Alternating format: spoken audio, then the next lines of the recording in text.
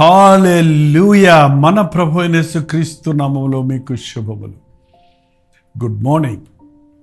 దేవుని మహాకృప వలన మరొక రోజు, ఈ నెలలో చివరి రోజులకు వచ్చినాం. ఎంత త్వరితముగా 9 నెలలు గడిచిపోతున్నాయి. తెల్లవారితే మరో నూతన మాసంలోనికి ప్రభు చిత్తమైతే రేపు ప్రవేశించబోతున్నాం. కృతజ్ఞత ఉందా? స్తుతి ఉందా? ఎందరో ఈ లోకాన్ని చూడక సజీవుల లెక్కలలో లేక వారు మరణించి ఉన్నారు. ప్రభువుని ఎరిగిన వారైతే ధన్యులు, వారు దేవుని సన్నిధిలో ఉన్నారు. ప్రభువుని ఎరగని వారు మరణిస్తే అయ్యో వారికి శ్రమ. మన మరణం ఎప్పుడో, మన జీవితం అంతం ఎప్పుడో మనకు తెలియదు. కనుక మనము ప్రభువును స్పందించటానికి, ఎదుర్కొనడానికి, మరణం తర్వాత ఉన్న జీవితం కొరకు సిద్ధపడడానికి మనం ప్రార్థనాపూర్వకంగా మనల్ని మనం జాగరూకపరుచుకోవాలి. అందుకని దేవుని వాక్యం. ఒక చిన్న ప్రార్థన. పరిశుద్ధుడా, నీకు వందనాలు. మరొక మాసంలోనికి వెళ్ళకముందు ఈ 9 నెలలు మా బ్రతుకును పరిశీలించుకొని ఈ నెల చివరి రోజున నీతో మా లెక్కలు సరిచేసుకున్నట్టుకు, మా హృదయాన్ని సరిచేసుకున్నట్టుకు మాకు సహాయం చేయమని, మా విశ్వాసమును పరీక్షించుకున్నట్టుకు కృప చూపించమని క్రీస్తు నామములో అడుగుచున్నాను తండ్రి. ఆమేన్. అవునండి, యేసు ప్రభువుని మన రక్షకుడిగా అంగీకరించినప్పుడు మనకు ఆ కృతజ్ఞత ఉంటుంది. నేనేమై ఉన్నానో ఆయన కృప వలన ఉన్నాను అన్నది గ్రహింపగలిగిన వారిగా ఉంటాం. దినములు లెక్కించటం మాకు నేర్పించు, మాకు జ్ఞాన హృదయం దయచేయమని నానోడు భక్తుడైన మోషే చెప్పినట్లు, దైవజనుడైన మోషే చెప్పినట్లు మనం ఎప్పుడెప్పుడు కొత్త మాసంలోకి వెళ్ళబోయే ముందు ఒక జన్మదినాన్ని గుర్తు చేసుకున్నప్పుడు, ఒక వెడ్డింగ్ యానివర్సరీ గుర్తు చేసుకున్నప్పుడు, ఒక యానివర్సరీ గుర్తు చేసుకున్నప్పుడు గత కాలం అంతా దేవుడు చేసిన మేళ్ళన్నీ తలంచి ఆయన కృతజ్ఞతలు చెల్లించటం, మన ముందున్న జీవితం కొరకు ఆయన ప్రణాళికలు ఎరగటం, వాగ్దానాలు పొందటం ఎంతో అవసరమని. ఈ రోజుల్లో ప్రభు మేలులు పొందుతూ పొందుతూ పొందుతూ మనకి వాటిని అలవాటైపోయిన వలన మనలో అంత కృతజ్ఞత కనబడటం లేదు కదా. అంచెదనాల్లో మనుషులు కృతజ్ఞత లేని వారిగా ఉంటారని ఉంది. నాకైతే ఇదిగో ఈ నెలాఖరు, దేవా ఈ 9 నెలలు ఏం చేశాం? నీవు ఆశించిన స్థాయిలో జీవించామా? నీకు ఇష్టమైన సేవను చేశామా అని పరీక్షించుకోవాలని ఉంది. ప్రతి ఒక్కరూ తను తాను పరీక్షించుకోవలను అని బైబిల్ చెప్తుందంట. మీ విశ్వాసం ఎక్కడుందో పరీక్షించుకోవాలి. యేసు ప్రభువుని గురించి మీరు ఏమనుకుంటున్నారు అని ఎవరన్నా అడిగితే ఏం చెప్తారు మీరు? యేసు ప్రభువే ఈ ప్రశ్న తన శిష్యుల్ని అడిగాడు. అప్పటికే వారు ఇంచుమించు 2.5-3 సంవత్సరాలుగా ఆయనతో ఉన్నారు, తిరుగుతున్నారు, ఆయన చేసిన కార్యాలు చూస్తున్నారు, ఆయన చెప్పే బోధలు వింటున్నారు. మరి మీరు నేను ఎవరిని అనుకుంటున్నారు? నన్ను గురించి జనులు ఏమనుకుంటున్నారు అని ఆ జనులలో తిరుగుతున్న శిష్యుల్ని అడిగాడండి. సాధారణంగా చూడండి, ప్రభు చుట్టూ పెద్ద జనసమూహాలు ఉన్నాయి. వారందరినీ వ్యక్తిగతంగా ప్రభు చూడటం అనేది అసాధ్యం. కానీ వారి మధ్యలో ఈ 12 మంది శిష్యులు వారిని వరుసలో నిలబడటానికి కానీ, అదుపు చేయడానికి కానీ వాళ్ళతో ఇంటరాక్ట్ అవుతూ ఉన్నారు. కొందరు శిష్యుల దగ్గరికి వచ్చి మమ్మల్ని ప్రభు దగ్గరికి తీసుకెళ్ళవా అని తోమా లాంటి వారిని అడుగుతూ ఉన్నారు. కాబట్టి వారికి ఎక్కువ యాక్సెస్ ఉంది మనుషుల అభిప్రాయాలు ఏంటోనని. వాళ్ళు ఏమనుకుంటున్నారు అని ప్రభు అడిగాడండి.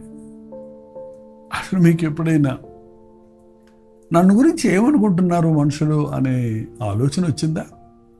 ఏమనుకుంటే నాకేలే అనుకున్నట్టుగా ఉంటుంటారు. మనుషులు ఏమనుకుంటారో అని భయపడి బతికే వాళ్ళు ఉంటారు. అది తప్పే, ఇది తప్పే. మన బ్రతుకు దేవుని ముందు సరిగా ఉండాలి, మనుషుల ముందు సరిగా ఉండాలి.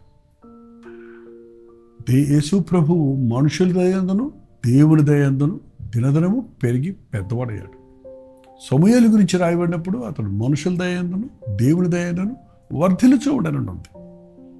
నిజమైన దేవుని బిడ్డలు దేవుడితో సరిగా ఉంటారు, మనుషులతో కూడా వారి హృదయాన్ని సరిగా ఉంచుకుంటారు.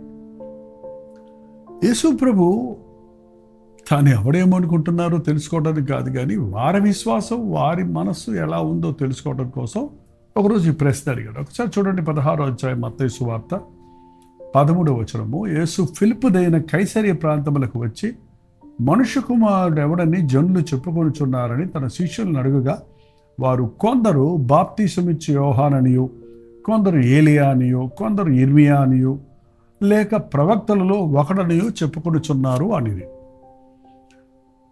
మనుష్య కుమారుడు ఎవరని జనులు చెప్పుకుంటున్నారు అని అడిగితే, కొందరు యోహానని, బాప్తిసమిచ్చి యోహానని, కొందరు ఏలియా అని, కొందరు ఇర్మియా అని, కొందరు ఎవరో ప్రవక్తల్లో ఒకడు అని చెప్పుకుంటున్నారు. ఒకే అభిప్రాయం లేదు. చూసారా? ప్రభువుని గురించే ఆ రోజు మనుషులకి ఒకే అభిప్రాయం లేనప్పుడు మనల గురించి అందరికీ ఒకే అభిప్రాయం ఎలా ఉంటుంది? ఒకడు మంచోడు అంటాడు, ఒకడు చెడ్డోడు అంటాడు, ఒకడు పిచ్చోడు అంటాడు, ఒకడు భక్తి అంటాడు, ఒకడు ఆచారం అంటాడు, ఒకడేమో వేషధారణ అంటాడు, ఏదేదో అంటుంటాడు. వారి మాటలన్నీ మనం పట్టించుకోవాల్సిన అవసరం లేదు. ఒక్కొక్క కోణంలో ఒక్కొక్క విషయాన్ని చూసి మనుషులు అలా అనుకోవచ్చు. యేసు ప్రభువుని బాప్తిసమిచ్చి యోహాను అన్నారు. కారణం, యేసు ప్రభు బోధ, బాప్తిసమిచ్చి యోహాను ప్రారంభించిన బోధ లాంటి బోధే ఉంది. పరలోక రాజ్యం సమీపించుతున్నది, మారు మనస్సు పొందుడి అనే బోధించేవాడు ప్రభు. అదే యోహాను బోధించాడు. నేను దేవుని దగ్గర నుంచి వచ్చిన వ్యక్తి, మనిషి అని వారు నమ్మారు. సో వారి అవగాహన అంతే ఉంది. కొందరు ఏలియా అనుకుంటారట. మరి ధర్మశాస్త్రంలో ఏలియా వంటి వాడు వచ్చును అని రాయబడి ఉంది. ఏలియా తన ఆత్మ ద్వారా అద్భుత కార్యాలు చేశాడు. సో అలాంటి సూచక్రియలు, అద్భుత కార్యాలు చేస్తున్నాడు కాబట్టి ఏలియా అనుకున్నాడట. కొందరు ఇర్మియా అనుకున్నారంట. ఇర్మియా జనుల దోషాలను చూసి సంతాపనేవాడు, కనికరించేవాడు, కన్నీరు గార్చేవాడు. ప్రభు కూడా అనేకుల కొరకు విజ్ఞాపన చేస్తూ, అనేకుల్ని బ్రతిమలాడుతూ, అనేకులను రక్షణలోనికి నడిపిస్తూ ఉన్న మూలాన వాళ్ళు కొందరు అలా అనుకున్నారు. కానీ అంతకంటే ఎక్కువ కదా ప్రభు. అప్పుడు ప్రభువు ప్రశ్న అడిగారు. అందుకని మీరైతే నేను ఎవడని చెప్పుకొచ్చున్నారని అడిగాను. మీరేమనుకుంటున్నారు? సరే, అందరూ ఎవరేమనుకుంటున్నారో వేరే సంగతి. మీరేమనుకుంటున్నారు? చూడండి, మీరు నాతో ఉన్నారు, నాతో నడుస్తున్నారు, నాతో తింటున్నారు, నాతో ఉంటున్నారు, మా బోధ వింటున్నారు, నేను చేసేవన్నీ చూస్తున్నారు. మీరేమనుకుంటున్నారు? చూడండి, మాలాంటి బోధకుల గురించి కూడా చాలామంది చాలా రకాలుగా మాట్లాడుతూ ఉంటారు. మరి రోజు వాక్యం విని మీరేమనుకుంటున్నారు? ఎందుకంటే 4 సంవత్సరాలండి, వాళ్ళకి 4 సంవత్సరాలు అయిపోయింది. ఇంచుమించు 4 సంవత్సరాలు దాటిపోయింది. 1-2 రోజులు ఎక్కువైంది. ఇవాళ 1947 ప్రోగ్రాం ఇవాళ. అంటే 1947 రోజుల నుంచి రోజు వాక్యం వింటున్న వారు ఈ వాక్య సారాన్ని గ్రహిస్తున్నప్పుడు, వాక్యంలో మధ్యలో అప్పుడప్పుడు నా అనుభవాలు, సాక్ష్యాలు చెప్తున్నప్పుడు, ఈ వాక్య విషయాలను మీరు గ్రహిస్తున్నప్పుడు నన్ను గురించి మీరు ఏమనుకుంటున్నారు? కొందరు ఈ డబ్బుల కోసం బోధించే బోధకుడని, కొందరేమో ఇంకెందుకులేండి అవన్నీ, లోకరీతిగా రకరకాలుగా మనుషులు అనుకుంటుంటారు. కానీ బోధ వినే మీరు ఏమనుకుంటున్నారు? అది చాలా ముఖ్యమండి. మనల గురించి మన చుట్టూ ఉన్న వాళ్ళు ఎంతమంది ఏమనుకున్నా, మన అమ్మ ఏమనుకుంటుంది, మన నాన్న ఏమనుకుంటుంది, లేక నీ భర్త ఏమనుకుంటున్నాడు, నీ భార్య ఏమనుకుంటుంది అన్నది చాలా ప్రాముఖ్యం. ఎందుకంటే వాళ్ళకి మన బ్రతుకు తెలుసు. మనల్ని 24/7 సంవత్సరాల తరబడి గమనిస్తూ ఉన్నారు. మన హావభావాలు తెలుసు, మన జీవితం తెలుసు. కాబట్టి వారి అభిప్రాయం కరెక్ట్ అవ్వచ్చు. మరి ఎంతసేపు మనం ఇతరులు ఏమనుకుంటున్నారో అన్నదే మనసులో పెట్టుకొని మనం వేషధారులుగా ఉండిపోతే చాలా ప్రమాదం అండి.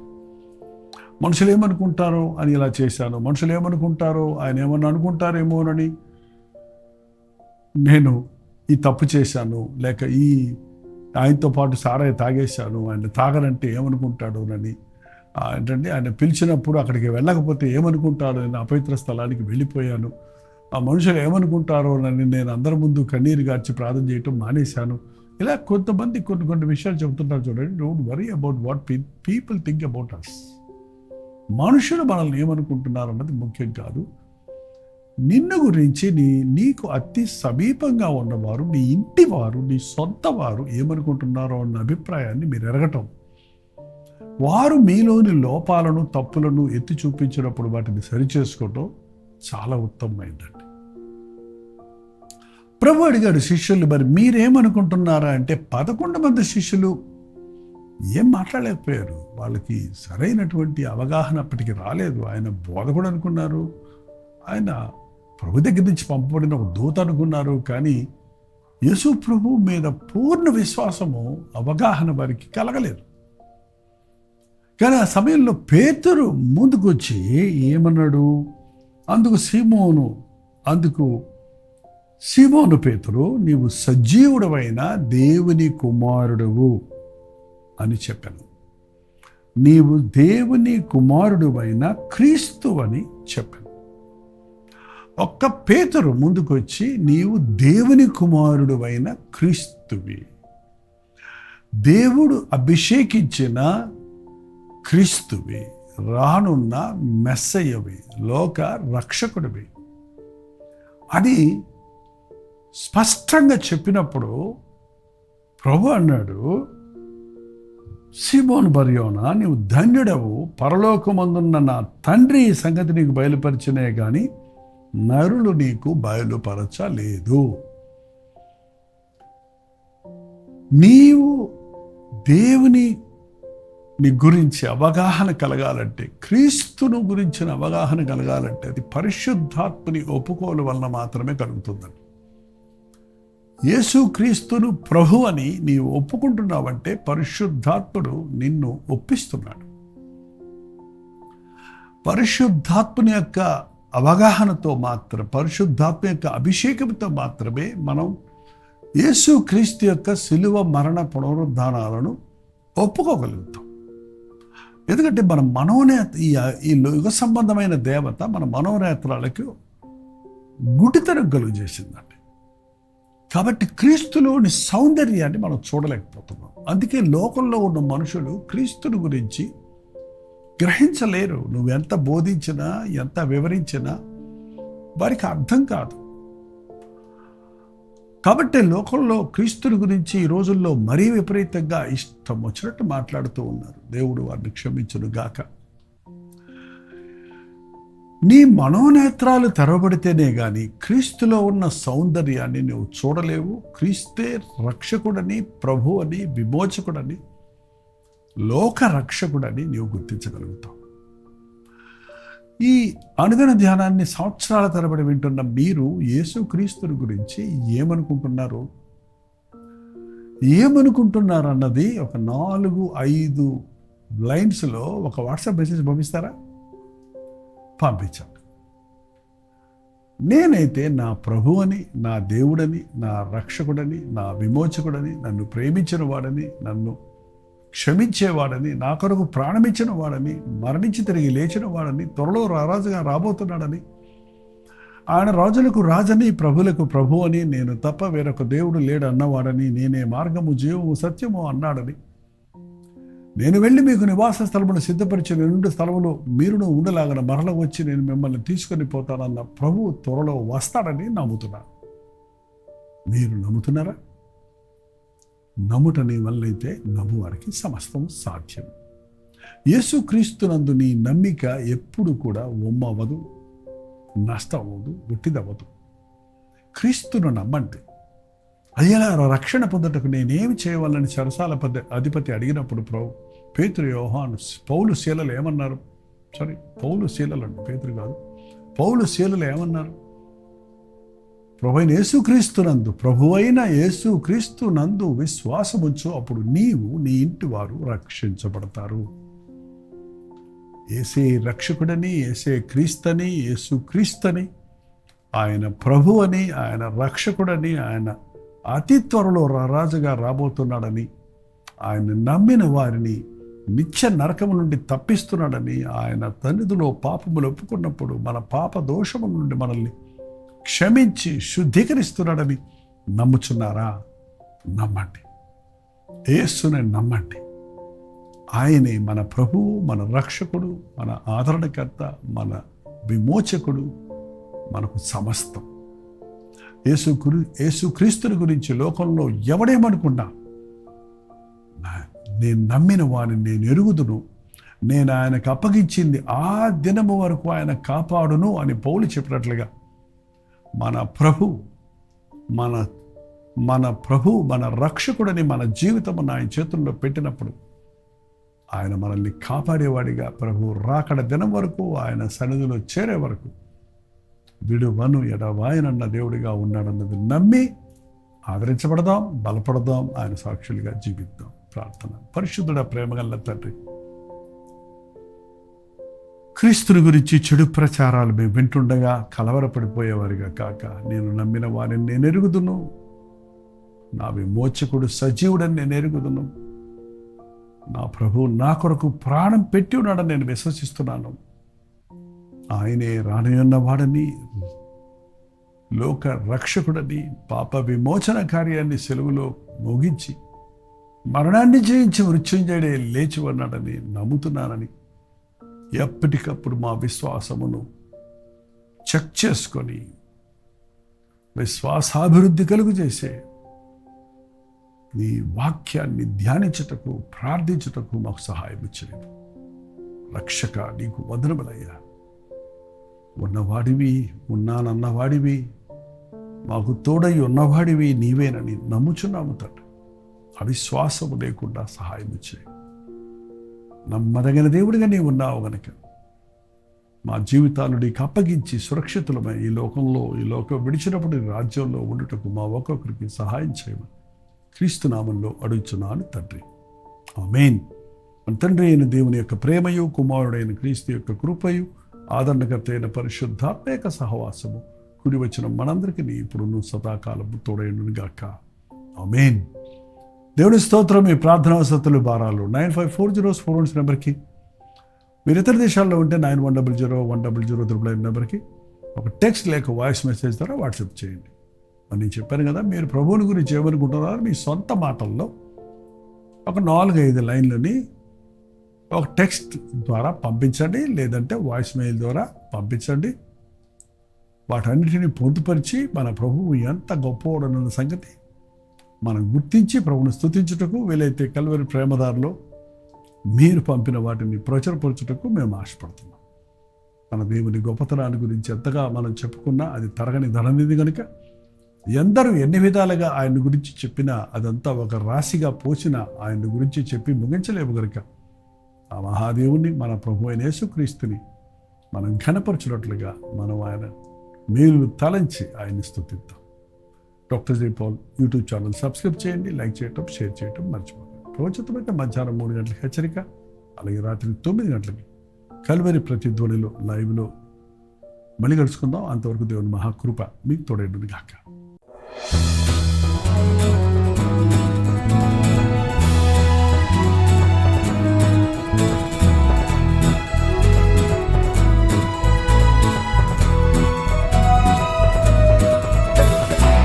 హల్లెలూయా.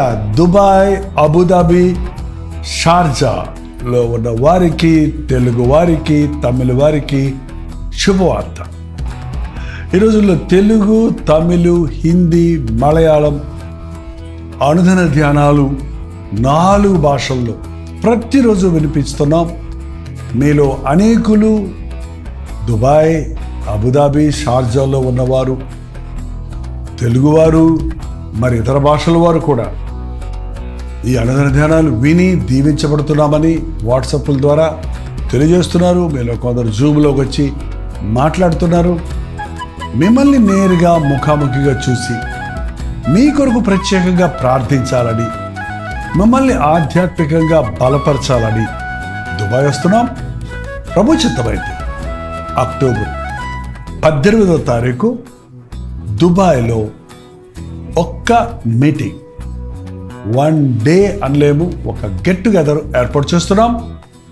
రండి, పాల్గొనండి, ఉజ్జీవించబడండి. వ్యక్తిగతంగా మిమ్మల్ని చూడటానికి, ప్రార్థించడానికి అవకాశాన్ని కలుగజేయండి.